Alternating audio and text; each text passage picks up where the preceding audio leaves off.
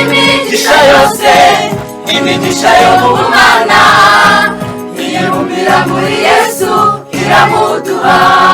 Yafashe imigisha yose imigisha yo mu Mana iyibumbira muri Yesu iramuduha.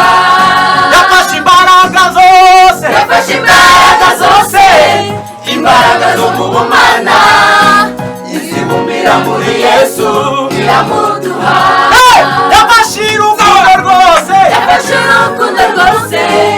urukundo rwo mu Mana izibumbira muri Yesu iramuduha.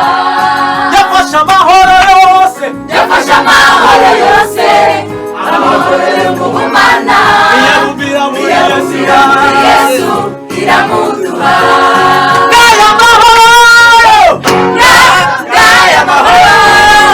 Dore ibyishimo n'ubuntu bugeretse ku bundi